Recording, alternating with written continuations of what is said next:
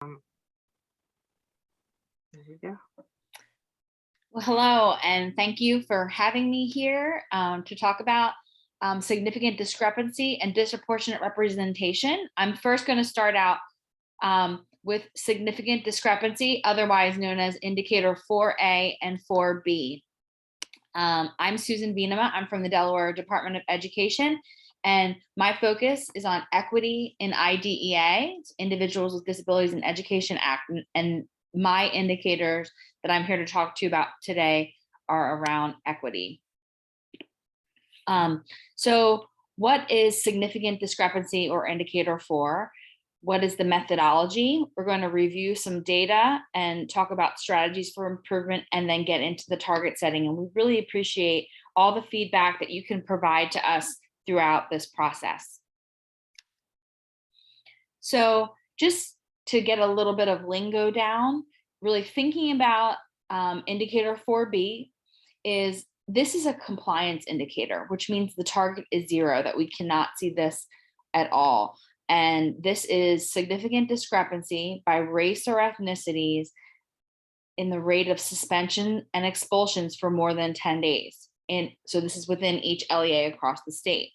But the other piece of this is that you also have to have, you cannot have policies, procedures, and practices that are non-compliant as well. So we're looking at, are they suspended over 10 days by race or ethnicity, and they have policies, procedures, and practices that are out of compliance, and we do an audit to check that. The other part of indicator 4 is 4A, and this is the results indicator.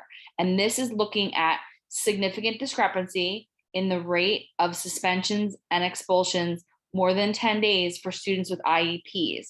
So this compares students with IEPs and are they suspended more than students without IEPs? So that's what we're checking out, and it's suspensions over 10 days. So that is the key figure. So if you are under, you do not show up in our data. But if a student is suspended significant amount, that's why it's significantly discrepant, it's over 10 days, then we're going to be looking at that.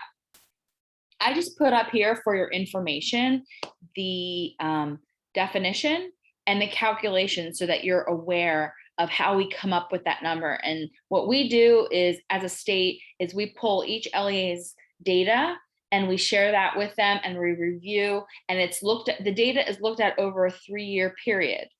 And if they're over that 2.0 in 3 years or a 5.0 in 1 year, then they will be identified and will determine whether or not they are compliant or non-compliant in those areas. This is for B's definition, the same 3 years, 2.0, but if you remember, this is by race or ethnicities, and the policies, procedures, and practices are also out of compliance, and it's that 3 consecutive years, because we're giving LEAs time to build up their multi-tiered system of support, but we also have something in place where if they're over 5.0 number, that ratio of suspensions happening, and that bottom calculation in the blue box tells you how that math is done. If you're doing that if you're 5 times more likely to have suspensions in a particular race or ethnicity, then there's something going on, and we need to identify and ensure that this does not happen. And this is why that is in place.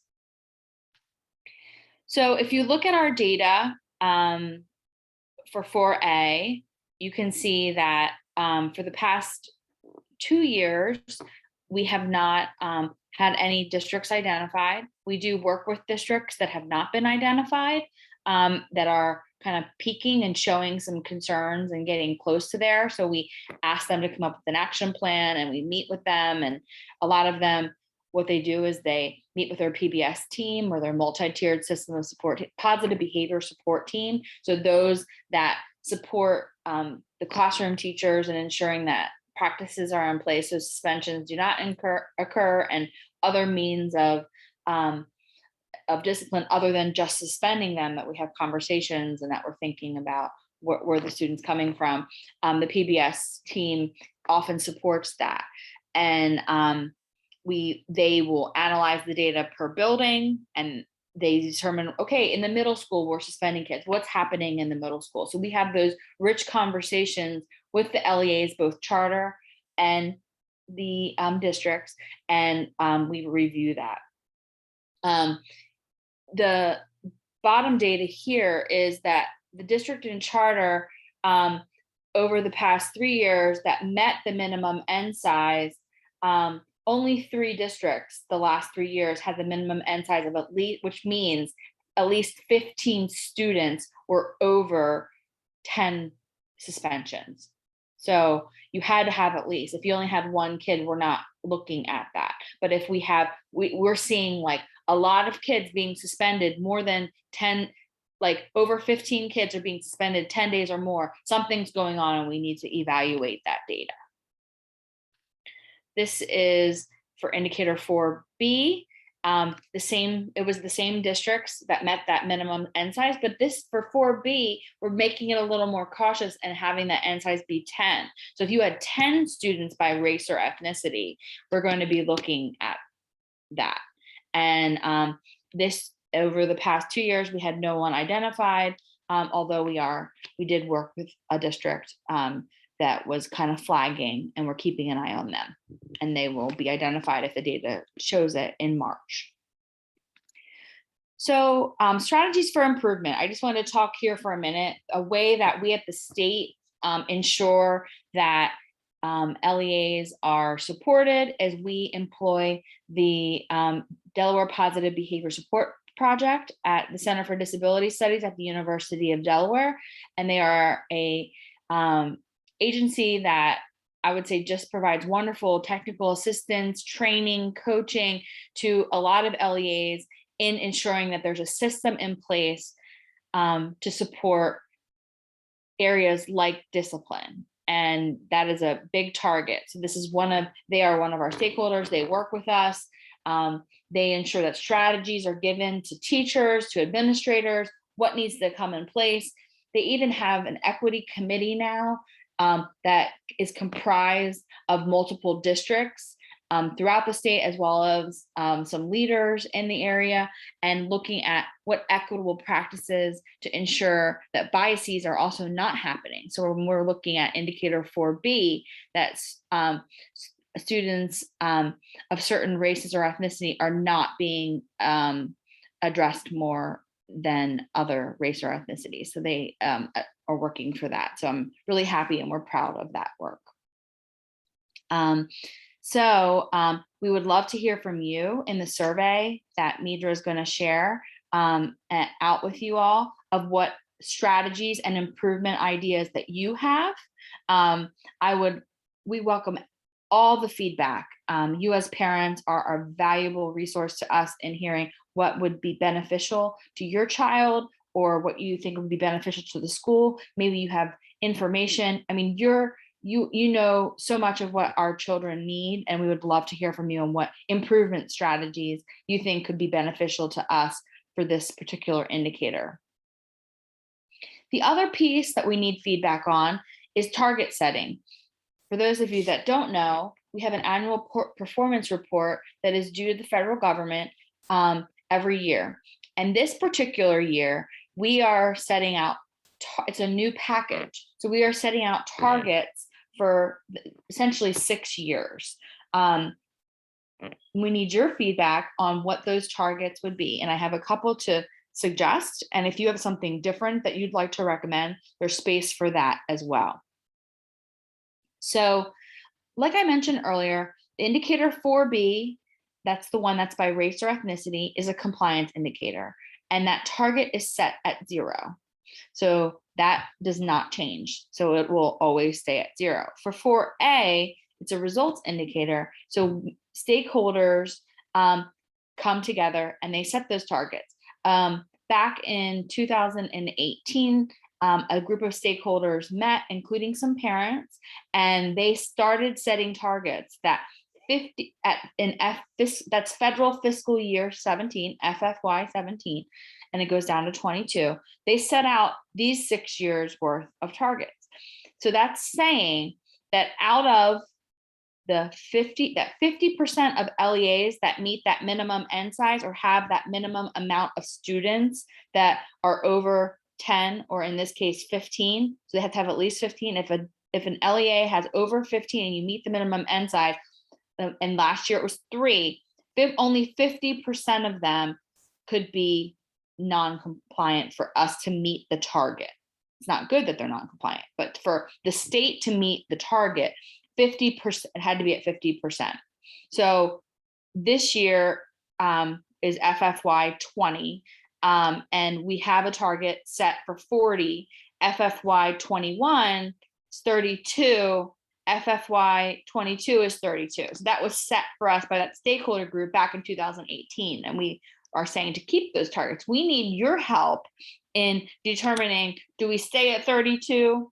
Do we start bringing that down to 25? What would be your thoughts? We would really appreciate some feedback on what you think your thoughts could be. I would really appreciate that. And I see that we do have some folks on the call. I am happy to hear. If you want to jump in and share some of your thoughts, I'd really appreciate that on both the target setting and the areas for improvement. And if you're shy, feel free to put it in the chat or do it in the survey. That's fine too. I appreciate you being here. Yeah, I was just going to reiterate, you can utilize the chat, or you can, and you should be able to unmute yourself to speak if you have a specific question, or you can also raise your hand. Susan, could you, if you could go back to the next slide, I just had a follow-up question, not back, but forward to the target setting. Oh, sorry, then back. Could you give some context around what some factors that would lend to the decreased percentage rate or the decreased rate that might give some context around for some of the participants to offer some feedback? Yeah, so typically we want to see improvement in this area. We want to continually go down. As a state, we continue to provide resources. LEAs are putting something called a multi-tier system of support in place, or that Delaware positive behavior support projects are working with them. So people are getting better at this, and we are seeing less numbers. This is a tricky time of year because our data is impacted by COVID. So part of me thinks, like, do we want to stay at around 32 for FFY 23, because that's going to take some time to see some effects. Kids are going through a lot. Do we want to say that? I was initially thinking to go down 25 and sticking at around 25. But we want to improve in this area, and we believe LEAs are working hard to improve in this area. So that's why we have had people bring up, because of COVID and the impact COVID has have had on children, that maybe we should go back up, like even go back up higher. People have said that. So we're open to all suggestions around this, but it's really thinking about what should the state target. This is the state's target. What is saying the state met the goal or target for this results indicator if we're at. And again, keeping in mind, I'll go back here. Keeping in mind, I'm sorry for this, that we only have about 3 LEAs per year that we're looking at their data. So if half of them were identified, then we're still going to trigger, because it's going to be over 50%. If 2 were identified, if 1 was identified at 33%, then we're getting triggered. If 2 were identified at 66%, and it's going to trigger. But it's what we think as a state is progress, and we need to think about it that way. So there was a question, Susan, for if we can explain the acronyms, and we did in the chat. We included MTSS and LEAs just because the participants are going to hear those acronyms quite a bit. But if we could explain the acronyms that are being used. Yeah, so I know you mentioned APR. Annual Performance Report, Is there a particular one that I could specify? Trying to explain them as I go, so I was trying to be conscious. I'm sorry. Nope. So I'll keep an eye out if there's a follow-up or if there's a specific, I didn't see where there was a specific acronym. I think it's just in general, if we're explaining acronyms, to explain what they are, but we're also typing them into the chat feature as well. And then one that that I said was PBS, that's Positive Behavior Support Project. So that's ensuring that that's at the University of Delaware, and it's a system for supporting positive behavior within a school. It's a framework, or it's ensuring that all kids get all the things social, emotionally, and behaviorally to perform their highest level. It's an initiative in a school, but it's also, we have a technical assistance center that works with LEAs in this area. Thanks, Susan. Okay. All right. So are there any questions, any further questions before I go on to indicator 9 and 10?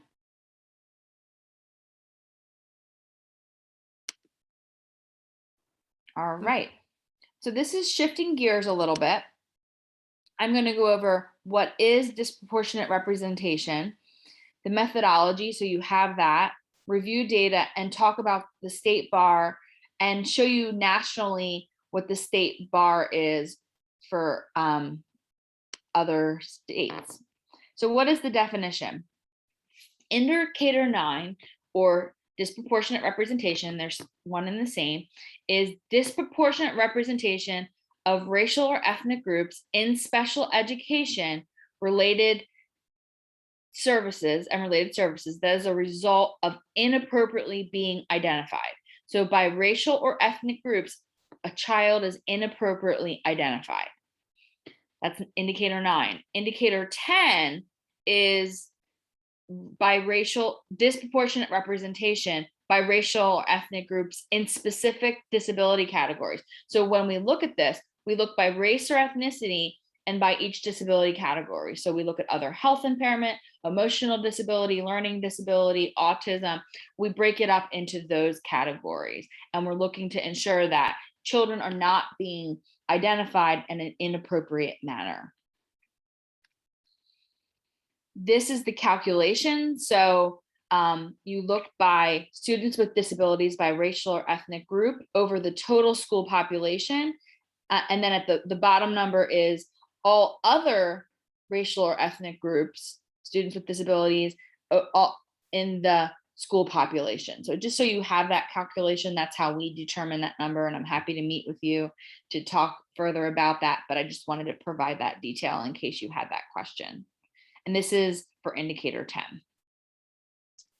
Where we need your feedback is I want to share with you the data. So this is looking at our data historically.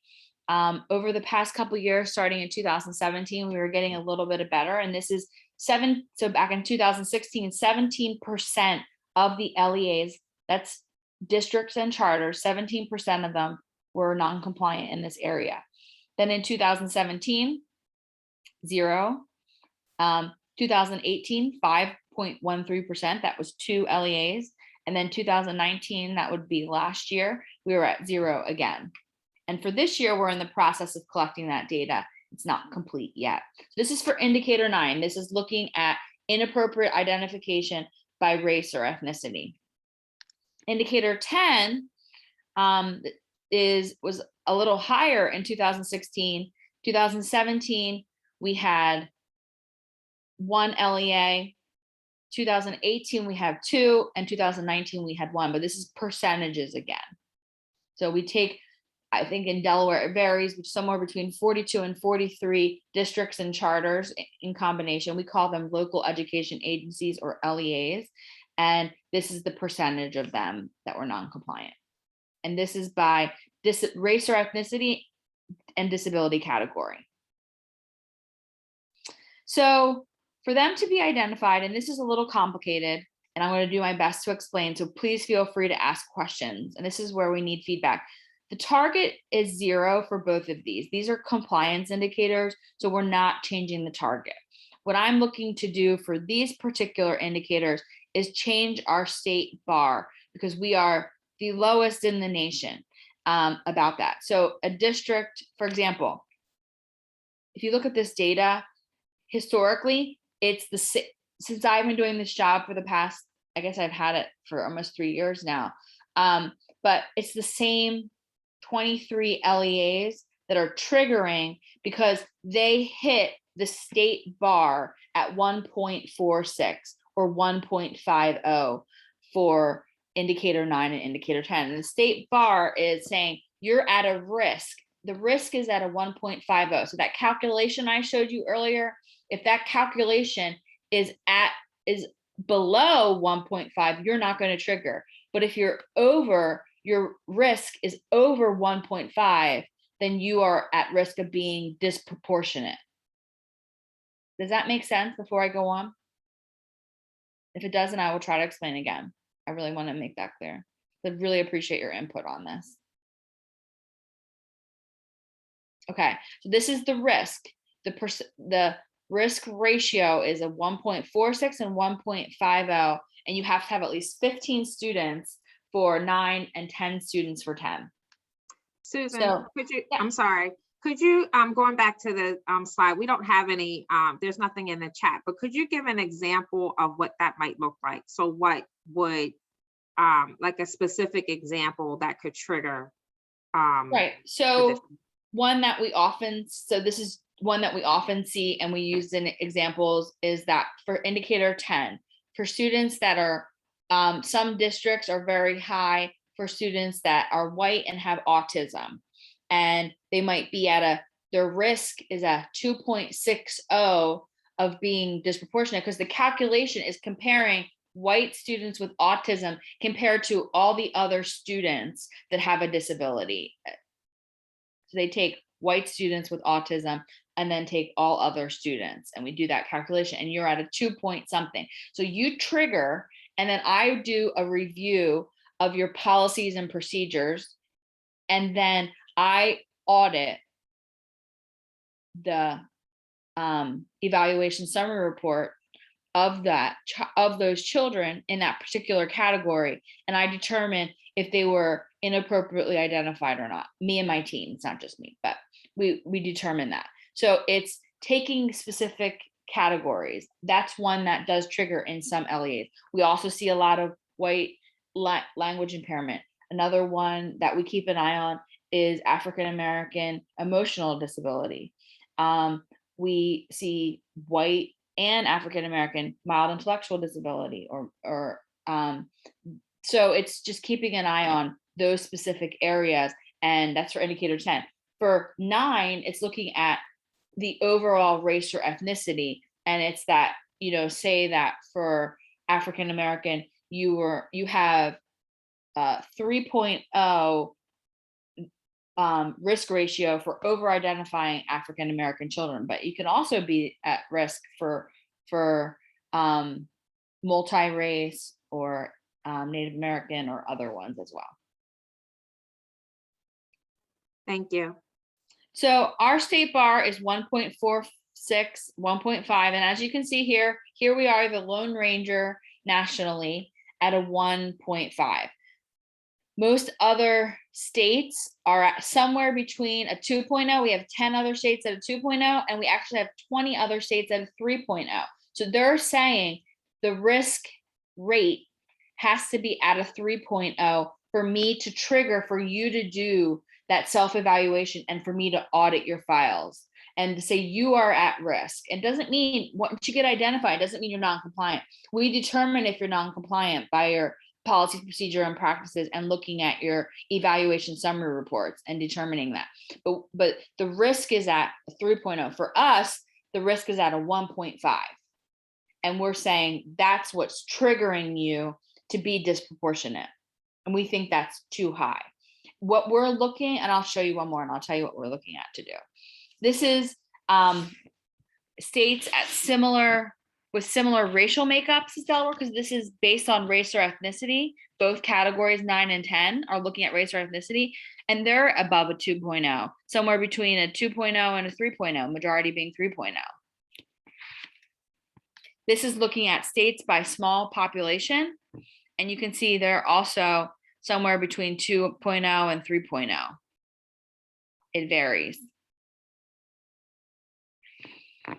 So we are looking to make the state bar higher by putting it no higher than a 2.0, 2.25, just kind of giving a little more room for and OSET, we heard, look, that's the Office of Special Education Programs. That's the federal government that monitors us at the state. And they also, we want to put our efforts into the districts and charters that truly are disproportionate. So instead of putting the effort to 23 LEAs because they're below the state bar at 1.5, which is super low, that anyone who's over a 2.0 is getting additional attention, additional technical assistance, additional support. We want to put our energy that way. If you're continuing to trigger each year, what can we do to support you rather than just the monitoring practices? So any thoughts about that?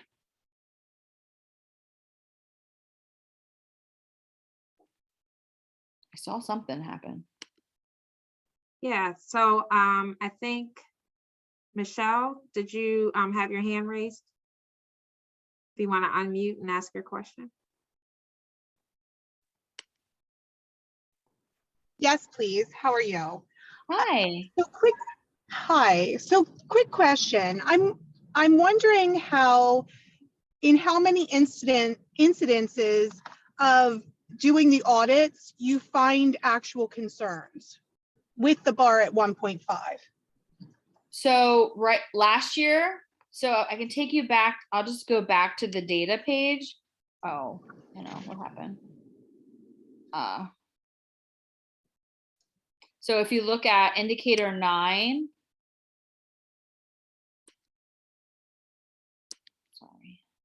indicator 9, there was 0. Trying to make this bigger. There was 0 last year, 2 LEAs where there was a concern, which they usually are, the ESRs are not done properly. It's not that their policies, procedures, and practices are. I have had one district that the policies, procedures, and practices, and I had to work with them on that. But typically it's that a ESR is just not documented right. So like for other health impairment, the nurse wasn't there, or a parent didn't sign in attendance and there was no prior written notice proving that the parent was in attendance. It's those sorts of things, not that the child was not eligible. Very rarely do we find that. It's an error within the evaluation summary report. For indicator 10, last 2 years or 3 years, this is 1 LEA. 2018 is 2 LEAs, and 2017 is 1. And again, back in 2018, there was only 1 LEA that I had to work with them on their policies, practices, and procedures. The rest of them were just that they were not documenting properly. Thank you. Great question. Any strategies for improvement as well? No, we're looking at the state bar, but any strategies for improvement?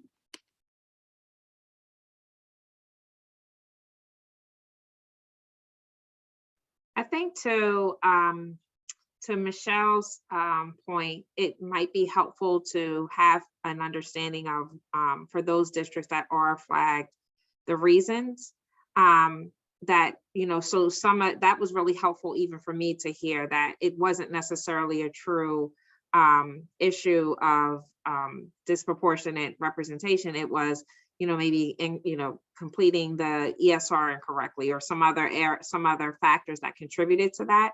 I know that in participating in the stakeholder groups, something that has come up in the past, and you mentioned this a little earlier, was even in some districts, there may be a specialized school that serves children, and for example, with autism or children with a specific disability, which could contribute, and there were concerns at one time that that could contribute to a higher disproportionate rate. So I think it's also helpful to understand the context. So what happens when these LEAs are identified, and then what are the next steps? And I know that that is discussed in the stakeholder groups, but it is helpful to have that information as well. I don't know if there's like something that could be provided, or if that information is shared only in the stakeholder groups, but it is good to have that context.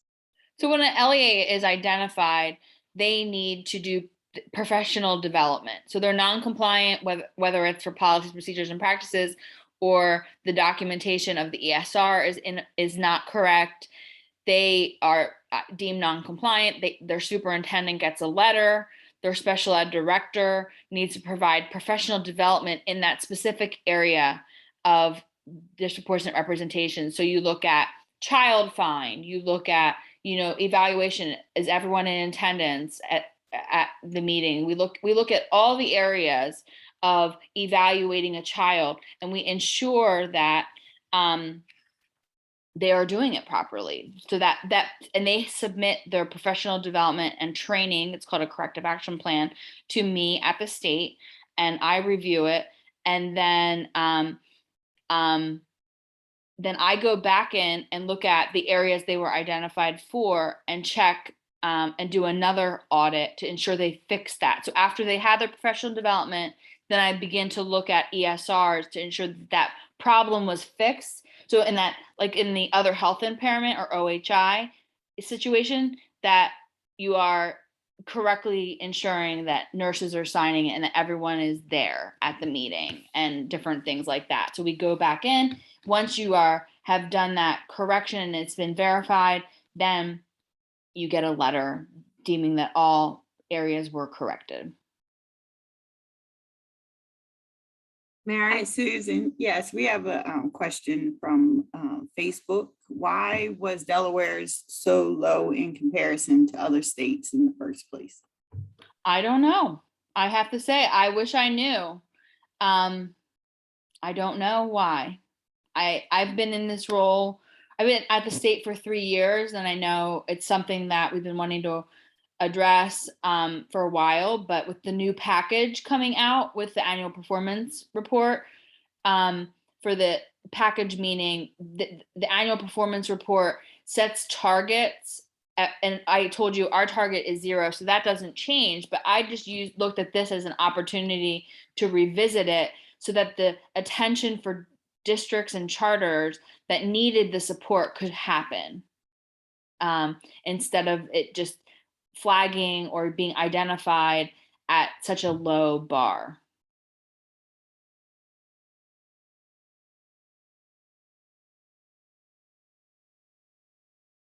Great question. And it has been this low for at least 8 years. It's been a long time. This has been a long time.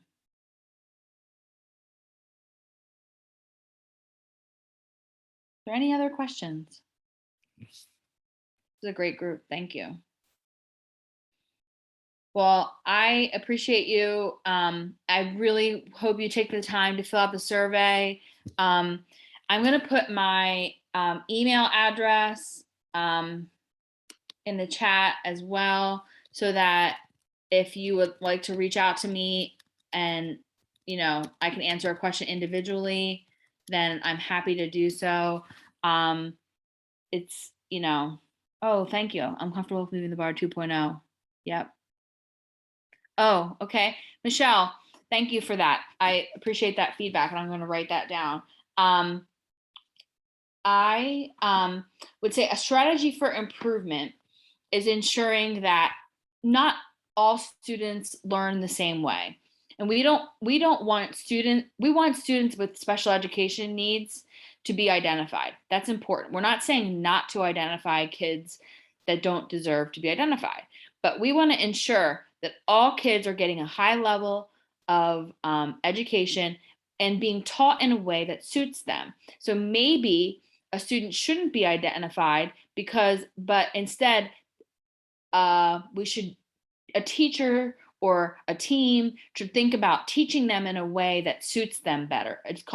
We call that differentiation of instruction. So maybe we need to differentiate or change the way we're instructing our kids to learn in a different manner when they're younger, so that they don't. So like we see that with learning disabilities. So some kids, do they have a learning disability, or is it that they're just struggling a little bit because we're not teaching them the way they learn best? And it's just ensuring that we have a system in place at schools that ensures that we're meeting every child's need, and that we're not identifying them for special ed or needing additional support because they have a disability, but instead we're not teaching them in a way that suits them. And so we have, for example, a way that we support it is we have a center, you may have heard of them, the Access Project at the University of Delaware, that teaches about, it's called Universal Design for Learning, so that maybe not all kids learn by me talking, which is why, like, I could sit here and talk to you, but we have some pictures here so you can read it, because maybe you read better in learning. We don't all learn the same, or maybe you need a video to learn about it, to make it exciting and engaging. We know that it's not engaging, or maybe it's that, so that's how we represent the work, or maybe that it's how are we engaging you as a learner? Is sitting in a chair for 7.5 hours a day really engaging? Can we get a bouncy ball, or let them walk around, or sit in the back, or get up and go by the window and get a breath of fresh air, or get a drink of water halfway through the day? So we're thinking about how we're engaging our students. And so we as a DOE have really put a lot of our resources in ensuring that districts have the opportunity to get professional development and universal design for learning. So whether they're getting it live or via webinars, they're all opportunities. So that, in my opinion, would be a strategy for improvement, is that we are giving those resources to LEAs and giving them time and opportunity to attend professional development like that, so that they have more tools in their toolbox, so that we're not getting kids inappropriately identified. Not to say your child has autism and they need to get special ed services. They do. But some of the disabilities may not be a disability if we had resources in place to support them in the ways when they were younger.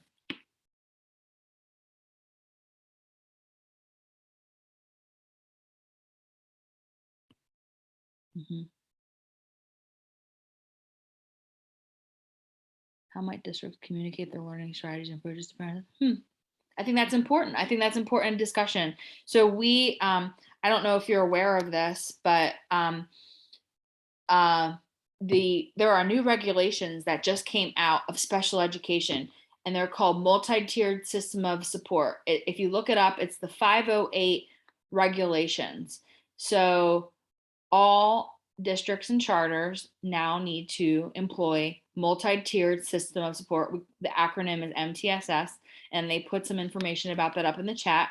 And there are resources for districts to utilize. And one thing I think that as districts are thinking about how they do that is that, like, an administration, a principal, superintendent needs to communicate to the principals how they need to do that. And then a principal needs to tell their teachers how they're going to what their multi-tiered system of support looks like.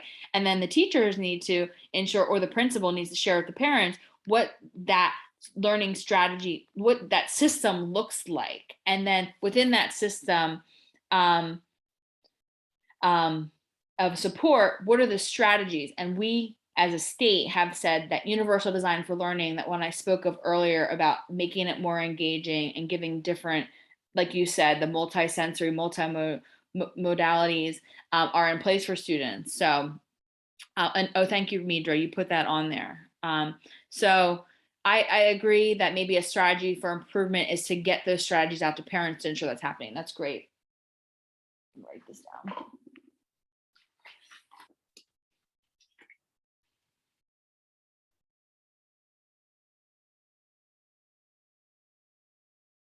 We also worked with the with DOE on creating an MTSS booklet for families.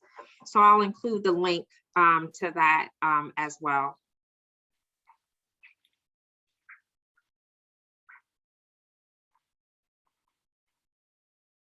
I love this conversation. I feel like I could stay here all day. I wish this was my job all the time. This is great. I have a child with a disability as well, learning disability, and he, anyway, I'm supportive of all these kind of things because I ask all these kind of questions to my school team too. So.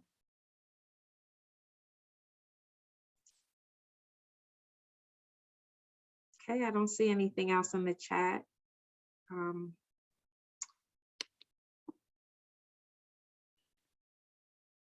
right. Well, thank you for having me. And you have now my email address. Feel free to reach out if I can support in any way, your questions, your understanding. I appreciate the recommendations. Those of you that were not available to give the recommendation today, just fill out that form. I think it's going to be sent to you and it's also in the chat. I appreciate that. Thank you for, I really appreciate this conversation. It's been very helpful and nice to hear from you all. And Thanks, Susan. yeah, thank you to Yeah, everyone. we really appreciate it. And this is also being recorded. So, and it's being shared on our social media page, on our Facebook page. So you have the opportunity to listen again. And again, those forms will be available to provide that feedback. So thanks again, everyone, for taking the time today. Thanks, Susan. Thanks. Bye-bye. All right, take care.